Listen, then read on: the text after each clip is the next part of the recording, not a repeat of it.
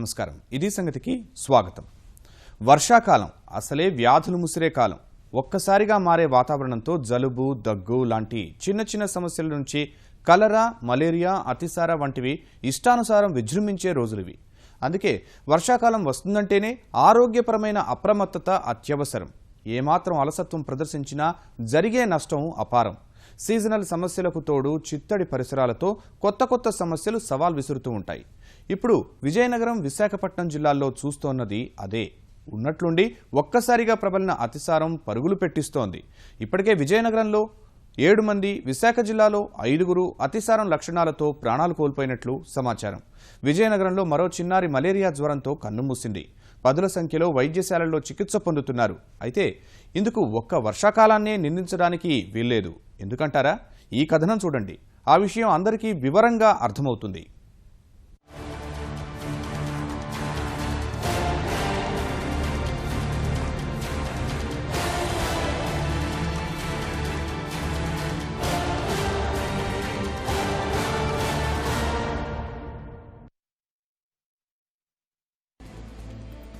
కనిపించని శుభ్రత, అడుగడుగునా కలుషితం.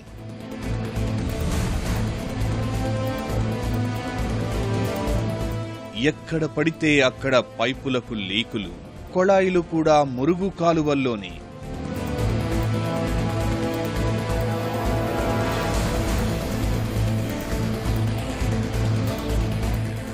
లక్షల మందికి అవే కలుషిత నీటి సరఫరా. ఇవేవో గాలివాటు ఆరోపణలు, ఉత్తుత్తి విమర్శలో కావు. విజయనగరం జిల్లాలో కలకలం రేపిన అతిసారం ప్రబలడానికి అసలు కారణాలివి.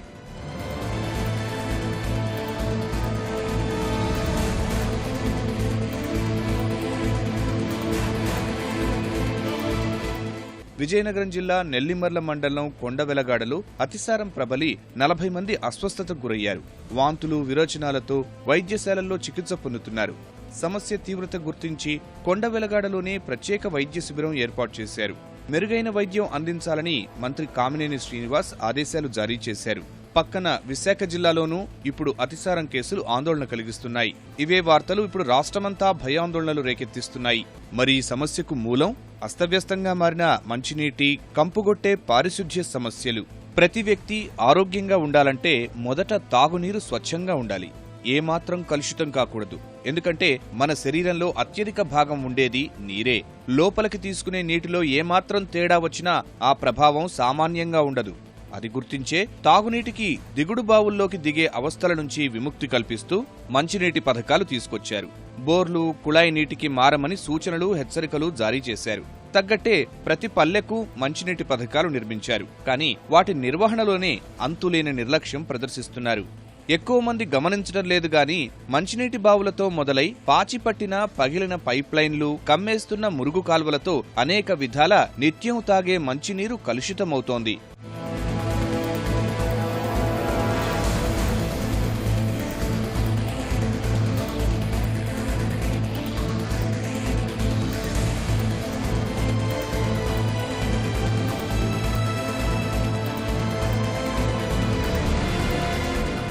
ప్రజలకు స్వచ్ఛమైన నీరందించడం ప్రభుత్వాల బాధ్యత.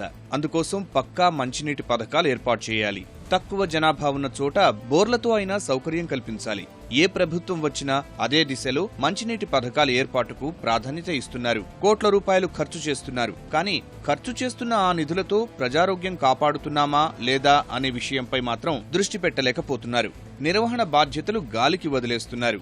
నిజానికి పంచాయతీ స్థాయిలో సర్పంచ్, పంచాయతీ అధికారి, మండల స్థాయిలో గ్రామీణ నీటి సరఫరా విభాగం అధికారులు ఈ విషయంపై ఎప్పటికప్పుడు శ్రద్ధ తీసుకోవాలి. మంచినీటి పథకాల నిర్వహణ వీరి బాధ్యత అయినప్పటికీ వారెవరూ ఆ మాటే పట్టించుకోవడం లేదు. జిల్లా స్థాయిలో ఉంటే కలెక్టర్లు, నీటి నాణ్యత పరిశీలించే అధికారులు ఎప్పుడూ మంచినీటి పథకాలు పరిశీలించిన దాఖలాలు లేవు.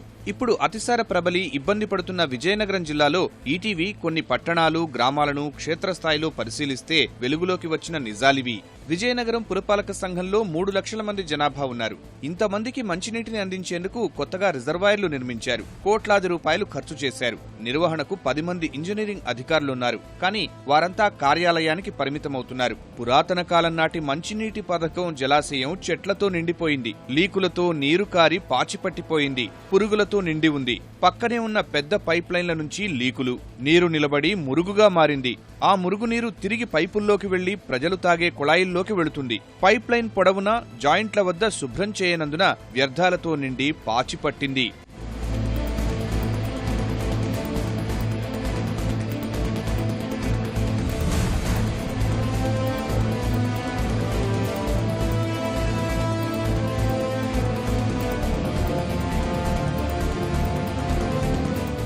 సాధారణంగా ఇంటింటికి కుళాయిలకు నీరు విడుదల చేసేందుకు చిన్న పైప్ లైన్ ఏర్పాటు చేస్తారు. మంచినీటి అవసరాలు తీర్చేవి కాబట్టి ఆ పైప్ లైన్లను శుభ్రమైన ప్రదేశాల్లో ఏర్పాటు చేయాలి. కానీ అలా కాకుండా మురుగు కాలువల్లో పడేస్తున్నారు. ఇంకేముంది, ఏ చిన్న లీకేజీకి అవకాశం వచ్చినా మురుగునీరు మంచినీరు కలిసి ప్రజలు తాగే కుళాయిల్లోకి వస్తోంది. మంచినీరు కలుషితమవుతుంది. ప్రజలకు ఇంత పరిశీలన లేనందున తాగునీరు దుర్వాసన వస్తుందని తరచూ ఆవేదన చెందుతున్నారు తప్ప సమస్య గుర్తించడం లేదు. నీళ్లు బాగాలేవండి, కాలంలోనే వచ్చేస్తున్నాయి. కాలం కొంపు కొట్టేస్తుంది.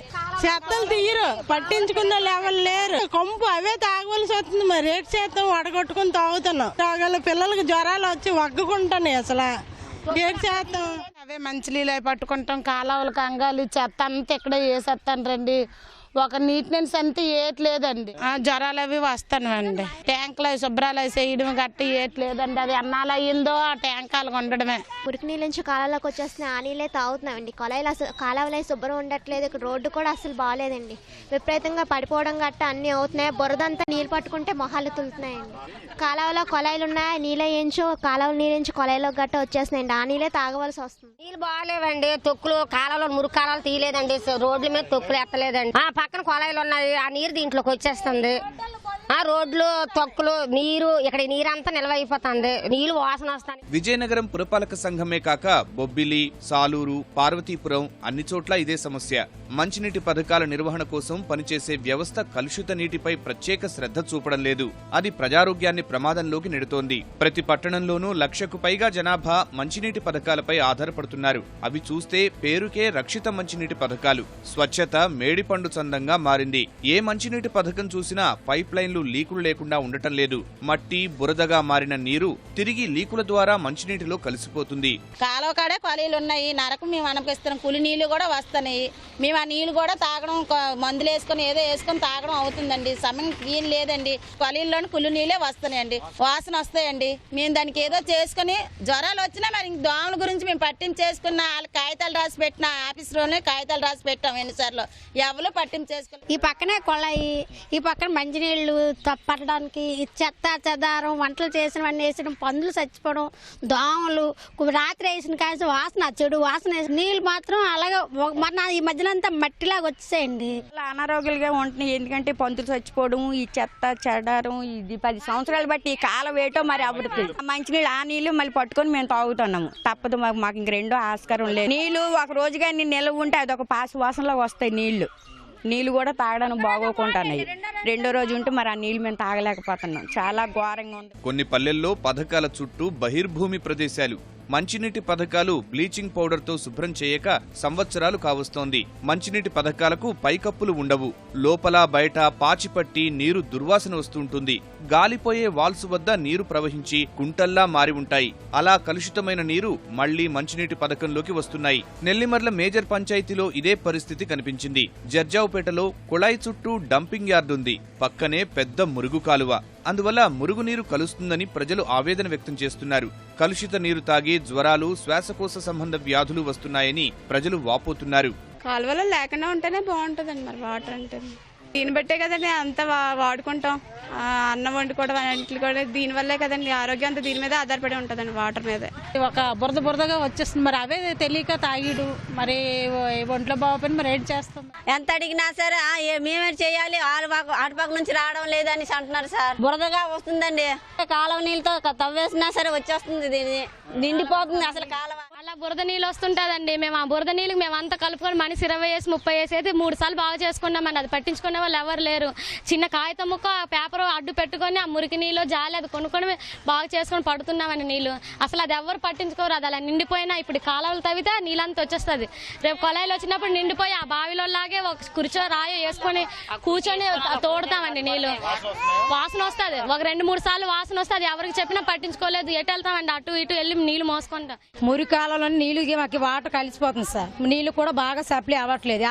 ఎవరు చెప్పుకొని ఏ దాతా మాకు ఎవరు పట్టించుకోలేదు సార్. ఇక్కడ కలెక్షన్ ఉంది సార్. కాలనీలో అక్కడ గొట్టం ఉంది. అంటే అది ఏమైనా తవ్వేస్తుంది, ఏమైనా కరంసాలు అయిపోతే ఆ వాటర్ నీళ్ళు మురికి నీళ్ళు కలిసిపోయి క్లీన్గా వచ్చి మొత్తం వచ్చేస్తుంది సార్. కానీ వాళ్ళల్లో బాగోపోవడం, జ్వరాలు గట్టా రావడం చేయడం అలాగ అవుతుందండి.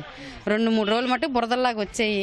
మరి ఏ చేస్తామే అలాగే మరి తాగాం. మరి శుభ్రంగా ఉంటేనే కదా కాలువల్లో గొట్టాలు లేకుండా బాగా బయట పెట్టి బాగా నీట్గా ఉంటే బాగుంటుంది. అంతా ఆరోగ్యంగా ఉంటుంది.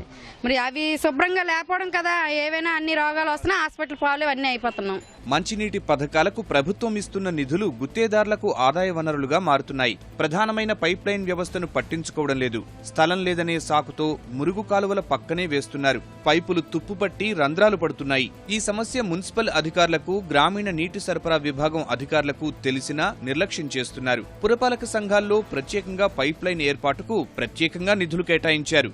ఏపీఎండీపీ కింద నిధులు ఇస్తున్నా వినియోగించుకోవడం లేదు.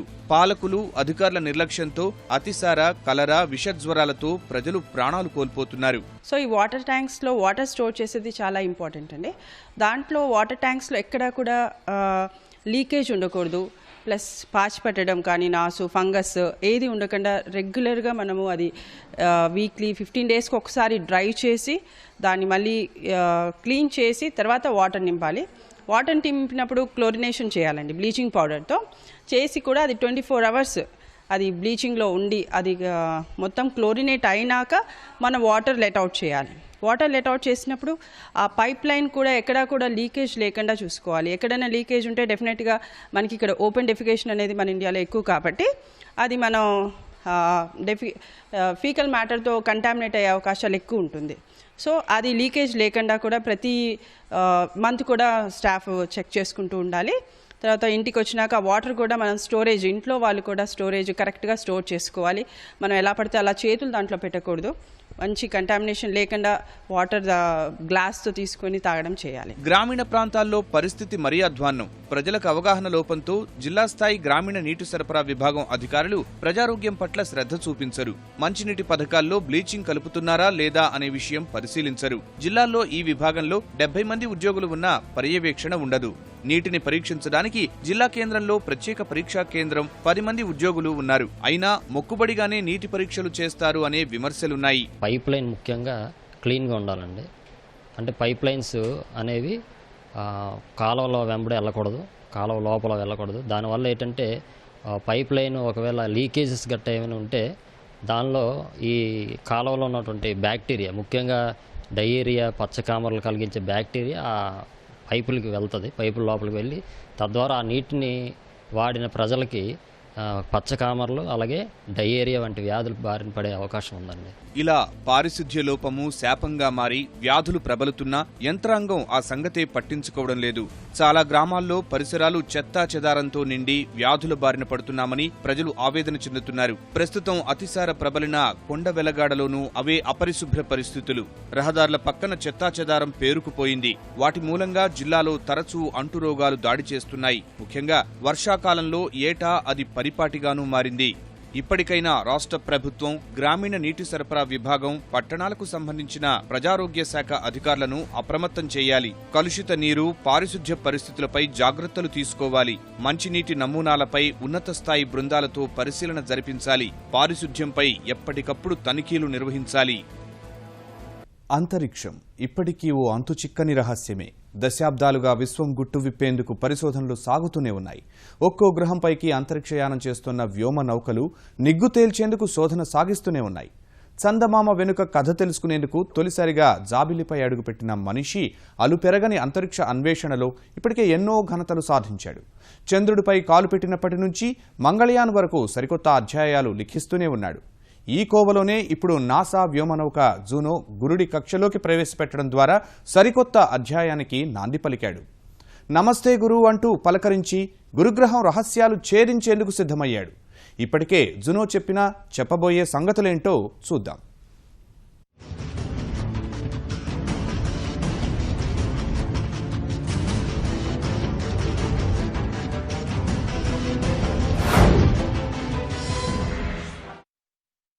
మానవాన్వేషణలో మరో అధ్యాయం. ఫలించిన 5 ఏళ్ల అలుపెరగని రోదసీ ప్రయాణం. గ్రహాల రారాజు గురుడిని ఛేదించే దిశగా అడుగులు.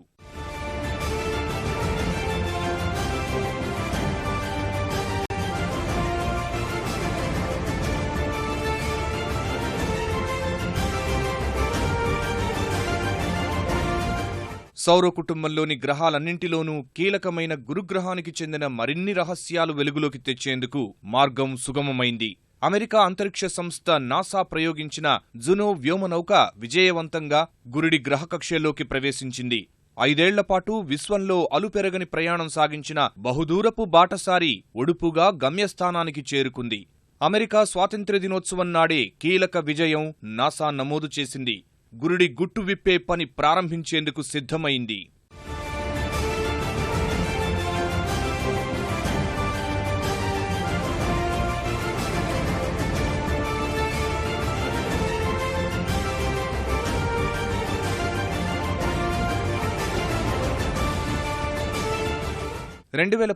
ఆగస్టు 5న ఫ్లోరిడాలోని కేప్ కెనవెరాల్ అంతరిక్ష కేంద్రం నుంచి జునో వ్యోమనౌకను నాసా ప్రయోగించింది. $110 కోట్ల వ్యయంతో 7 ఏళ్ల శ్రమతో లక్ష్యాన్ని చేరుకుంది. దాదాపు 5 ఏళ్లపాటు రోదసిలో ప్రయాణించాక ఈ వ్యోమనౌక కొద్ది రోజుల కిందట గురుగ్రహం అయస్కాంత క్షేత్రంలోకి ప్రవేశించింది. నిర్దేశించిన లక్ష్యం ప్రకారం అది మంగళవారమే గురుగ్రహ కక్షలోకి ప్రవేశించాలి. అయితే వ్యోమనౌక ప్రయాణంలో అనేక సందేహాలు కలిగించింది. ప్రధాన ఇంజిన్ మండితేనే కక్షలోకి ప్రవేశిస్తుంది. 5 ఏళ్లపాటు అత్యంత కఠోరమైన రోదసీ వాతావరణంలో ప్రయాణించాక ఇది ప్రజ్వలిస్తుందా లేదా అనే సందేహాలను శాస్త్రవేత్తల ముందుంచింది.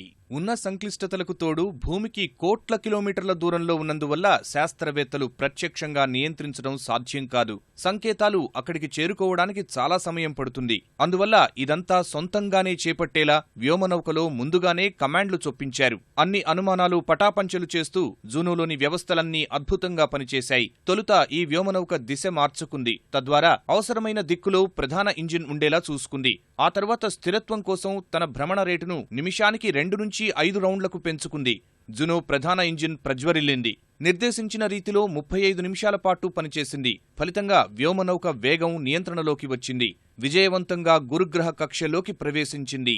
కక్షలోకి ప్రవేశించిన తరువాత జునో మరోసారి దిశ మార్చుకుంది. ఫలితంగా సూర్యకిరణాలు వ్యోమనౌకపై పడి అందులోని సౌర పలకాల ద్వారా విద్యుదుత్పత్తి పునఃప్రారంభమైంది. యాంటెన్నా భూమి వైపునకు మళ్లించి కక్ష ప్రవేశానికి సంబంధించిన పూర్తి వివరాలు అమెరికా, ఆస్ట్రేలియాల్లోని డీప్ స్పేస్ నెట్వర్క్ యాంటెన్నాలకు చేరవేసింది. అప్పటి వరకు నాసా జెట్ ప్రొపల్షన్ లాబొరేటరీలో ఊపిరి బిగబట్టి చూస్తున్న శాస్త్రవేత్తల్లో ఒక్కసారిగా ఆనందోత్సాహాలు వెల్లివిరిశాయి. రానున్న కొన్ని నెలల్లో శాస్త్రవేత్తలు వ్యోమనౌకలోని అన్ని వ్యవస్థలను మరోసారి పరీక్షించి అధ్యయనాలు చేయనున్నారు. Stations on Juno Accord. We have the tone for burn cutoff on Delta B. Graduate move Juno. Welcome to Jupiter.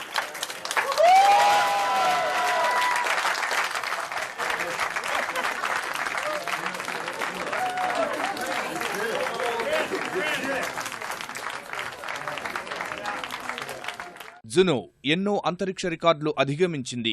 భూమి నుంచి అత్యధిక దూరానికి సౌరశక్తి సాయంతో దూసుకెళ్లిన వ్యోమనౌక ఇదే. గురుడిపై సౌరశక్తితో విధులు నిర్వర్తించిన తొలి వ్యోమనౌక జునోనే. 3D ముద్రిత టైటానియం విడిభాగాలతో అంతరిక్షంలోకి దూసుకెళ్లిన రికార్డు ఈ రోదసీ యానానికే దక్కింది. గ్రహ కక్షలోకి అత్యధికంగా గంటకు 130,000 మీటర్ల వేగంతో దూసుకు వెళ్లిన వ్యోమనౌక కూడా ఇదే. I'm really curious how well this spacecraft is going to perform in the radiation of Jupiter, because there's so much out in the outer planets right now that is really exciting, not just the science community, but the public as well. And so the more we can learn from an engineering point of view how to design spacecraft to go to the outer planets, and especially this is the first solar-powered mission to the outer planets, right? So instead of using nuclear power, we're using solar power, and that's really opening up a lot of opportunities in terms of the types of missions that we can send out there. అసలు Juno లక్ష్యమేంటి? విశ్వాన్వేషణపై ఈ వ్యోమనౌక చెప్పే సంగతులేంటి? గ్రహాల రారాజు గురించి విప్పే గుట్టు ఏంటి అంటే 5 ఏళ్ల సంక్లిష్టమైన రోదసీ యాత్ర ముగించుకుని గురుగ్రహం గుట్టు విప్పేందుకు జునో సిద్ధమైంది. ఇన్నాళ్లుగా అంతుపట్టని రహస్యంగానే మిగిలిపోతున్న గురుగ్రహానికి సంబంధించిన అనేక విషయాలు బయటపెట్టనుంది. సౌర కుటుంబ తీరుతెన్నులపై తీవ్ర ప్రభావం చూపే భారీ గ్రహం గురించి విలువైన సమాచారం అందించడమే ఇక మిగిలి ఉంది. ఈ వ్యోమనౌకలోని అధునాతన పరికరాలు గురుడిని కనీవినీ ఎరుగని స్థాయిలో అణువణువునా శోధించబోతున్నాయి. గురుగ్రహం ఆవిర్భావం, పరిణామక్రమం గురించి మరెన్నో వివరాలు వెలికితీయనుంది జునో. గురుగ్రహ మూలాలు, అంతర్గత నిర్మాణం, వాతావరణం గురించి శోధిస్తుంది. ఈ సమాచారంతో సౌర కుటుంబ చరిత్ర సవివరంగా తెలుసుకోవడానికి వీలవుతుంది. అలాగే ఇతర నక్షత్రాల చుట్టూ కనుగొన్న గ్రహాల గురించి అర్థం చేసుకునేందుకు కూడా సాధ్యమవుతుంది. పదే పదే గురుడి మేఘాల కిందకు వెళ్లి సూక్ష్మ తరంగ ఉద్గారాలు కొలుస్తుంది. గురుత్వాకర్షణ క్షేత్రం, అయస్కాంత క్షేత్రం గురించి శోధిస్తుంది. ఈ గ్రహంపై ఉన్న నీటి జాడల కోసం అన్వేషిస్తుంది. గురుగ్రహం మొత్తం వాయుగోళంలా ఉన్న మధ్యభాగంలో శిలామయ కోర్ ఉందని భావిస్తున్నారు. ఇందులో ఎంత మేరకు నిజం ఉందనే విషయాలపై అన్వేషణ సాగించనుంది జునో. జునో గురుడిపై ఉన్న అణువణువును శోధించనుంది. మేఘాల కిందకు వెళ్లి తీవ్రస్థాయి రేడియోధార్మిక వలయాల గురించి అధ్యయనం చేస్తుంది. గురుడి ధ్రువ ప్రాంతాలకు ఎగువన పరిభ్రమిస్తుంది. అక్కడ ఏర్పడే రంగురంగుల ధ్రువ ప్రభల గురించి శోధిస్తుంది. పరిశోధనల కోసం జునోలో మొత్తం 9 సైన్స్ పరికరాలున్నాయి. తీవ్రస్థాయి రేడియోధార్మికత, శీతల ఉష్ణోగ్రత, శక్తివంతమైన రేణువుల తాకిడిని తట్టుకోవడానికి వీటిని టైటానియం కవచాల్లో ఉంచారు. గురుగ్రహం చేరే క్రమంలో జునో 170 కోట్ల మైళ్ల దూరం ప్రయాణించింది. తదుపరి 20 నెలల కాలంలో 37 సార్లు గురుగ్రహాన్ని చుట్టి వస్తుంది. తొలుత 53.5 రోజులు కక్షలో పరిభ్రమిస్తుంది. సమీపంలోకి వచ్చినప్పుడు గురుగ్రహానికి 4100 కిలోమీటర్ల దూరంలో జునో ఉంటుంది. గురుడి వాతావరణంలోకి పంపి జునోను దగ్ధం చేయడం ద్వారా ఈ యాత్ర 2018 ఫిబ్రవరి 20న ముగియనుంది. జునోతో పాటు భూమి నుంచి వెళ్లే సూక్ష్మజీవులు గురుడి స్వచ్ఛతను కలుషితం చేయకుండా నాసా ఈ చర్యను చేపడుతుంది.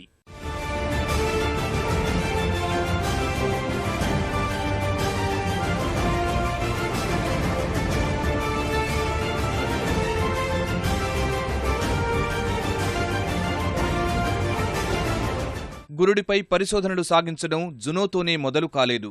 ఏళ్ల నుంచి ఈ దిశగా శోధనలు సాగుతూనే ఉన్నాయి. 1973లో నాసా ప్రయోగించిన పయనీర్ 10 మొదట ఈ భారీ గ్రహాన్ని శోధించింది. 100 ఛాయాచిత్రాలు చేరవేసి గురుగ్రహంపై వాతావరణ పరిస్థితులు అంచనా వేసేందుకు బాటలు పరిచింది. అలా మొదలైన ప్రయాణం అంతకంతకు విస్తరించింది. తరువాత గెలీలియో వ్యోమనౌక 1995లో గురుగ్రహ కక్షలోకి ప్రవేశించింది. అక్కడి వాతావరణంలోకి ప్రోబ్ను జారవిడిచింది. ఇది గురుడిపై ఉన్న ప్రచండ వాయువులు, వాతావరణంలోని పదార్థాలు అందించింది. గురుడి వద్ద 8 ఏళ్లు గడిపింది. ఆ గ్రహం చుట్టూ ధూళి రేణువులతో కూడిన పలుచటి వలయాలు కనిపెట్టింది. గురుడి చందమామ అయోపై ఉన్న అగ్నిపర్వతాల ఉష్ణోగ్రత 2800 డిగ్రీల మేర ఉన్నట్లు తేల్చింది. మిగతా చందమామలు యూరోపాలు, క్యాస్టిలో, గ్యానీమెడల్లో, మంచు పలకాల కింద మహాసముద్రాలు ఉండొచ్చనేందుకు ఆధారాలు సేకరించింది. గురుగ్రహం పరిశోధనలకు అంతరిక్ష పరిశోధనా సంస్థలు ఎందుకు అంత ప్రాధాన్యమిస్తున్నాయి? ఈ గ్రహంలోని వాతావరణం అన్వేషిస్తే కలిగే ప్రయోజనాలేంటి అంటే, గురుడు సూర్యుడి నుంచి 5వ గ్రహం. భూమిలాగా శిలామయ గ్రహం కాదు, భారీ వాయుగోళం. గురుగ్రహం వెడల్పు భూమి కన్నా 11 రెట్లు, బరువు 300 రెట్లు ఎక్కువగా ఉంటుంది. భారీ పరిమాణం బట్టి సౌర కుటుంబంలో తొలుత ఏర్పడ్డ గ్రహం కూడా ఇదేనని స్పష్టమవుతోంది. భూమితో పోలిస్తే సూర్యుడికి 5 రెట్లు ఎక్కువ దూరంలో ఉంది. సూర్యుడిని ఒకసారి చుట్టి రావడానికి ఈ గ్రహానికి పట్టే కాలం 12 ఏళ్లు. భ్రమణ కాలం 10 గంటలే. గురుడికి దాదాపు 60 చందమామలు ఉన్నాయి. ఇందులో కాలిస్టో, గెనీమెడ్, యూరోపా, అయోలు పెద్దవి. వీటన్నింటితో ఇదొక మినీ సౌర కుటుంబాన్ని తలపిస్తుంది. గురుగ్రహం చాలా వరకు ఒక తారను పోలి ఉంటుంది. సూర్యుడి తరహాలో ఎక్కువగా హైడ్రోజన్, హీలియం ఉంటాయి. అయితే నక్షత్రంలా ప్రజ్వలించే స్థాయిలో పెరగలేదు. అందువల్ల వాయుగ్రహంగా మిగిలిపోయింది. ఈ గ్రహం మీద వేగంగా చారల్లా ఉండే మేఘాలు సుడులు తిరుగుతూ కనిపిస్తాయి. వీటిలో భారీ తుపాన్లు తలెత్తుతుంటాయి. ఇందులో గ్రేట్ రెడ్ స్పాట్ అనే తుపాను 100 ఏళ్లుగా కొనసాగుతోంది. ఇది భూమికి 2 ఉంటుంది. సౌర కుటుంబంలో సూర్యుడిని మినహాయించి మిగతా గ్రహాలు, వాటి చందమామలు, గ్రహ శకలాలు, తోకచుక్కలు వంటి వాటన్నింటిలో ఉన్న పదార్థం కన్నా గురుగ్రహంలో ఉన్న పదార్థం రెట్టింపు కన్నా ఎక్కువగా ఉంటుంది. గురుగ్రహం ఉపరితల గురుత్వాకర్షణ శక్తి భూమితో పోలిస్తే చాలా ఎక్కువ. ఒక వ్యక్తి భూమిపై 100 పౌండ్ల బరువును కలిగి ఉంటే గురుగ్రహం మీదకు వెళ్లినప్పుడు 253 పౌండ్లు తూగుతాడని పరిశోధనలు చెబుతున్నాయి. గురుడి అంతర్భాగంలో లోహపు హైడ్రోజన్ ఉందని భావిస్తున్నారు. ఈ కారణంగా గురుగ్రహానికి అయస్కాంత క్షేత్రం ఏర్పడుండొచ్చని భావిస్తున్నారు. భూమి మీద ఈ పదార్థాన్ని తయారు చేయడానికి శాస్త్రవేత్తలు ప్రయత్నించి విఫలమయ్యారు. గురుగ్రహంపై సరాసరి ఉష్ణోగ్రత -148 డిగ్రీల మేర ఉంటుంది. గురుడి గురుత్వాకర్షణ శక్తి ధాటికి సూర్యుడు కూడా అటూ ఇటూ ఊగిపోతాడు. సౌర కుటుంబంలోని మరే ఇతర గ్రహానికి ఇంత బలం లేదు. గురుగ్రహం అయస్కాంత క్షేత్రం భూమితో పోలిస్తే 20,000 రెట్లు ఎక్కువగా ఉంటుంది. ఇలా ఎన్నో విశేషాలకు నెలవైన గురుగ్రహం రహస్యాలు ఛేదించేందుకు దశాబ్దాలుగా ప్రయత్నాలు సాగుతూనే ఉన్నాయి. ఏదో అంతుచిక్కని ఎన్నో విషయాలను భూమిపైకి చేరవేయనుంది. భవిష్యత్తులో జరిపే ఎన్నో ప్రయోగాలకు జునో బాటలు పరచనుందనడంలో సందేహం లేదు. మరిన్ని విభిన్నాంశాలతో మరో ఇది సంగతిలో కలుసుకుందాం. నమస్కారం.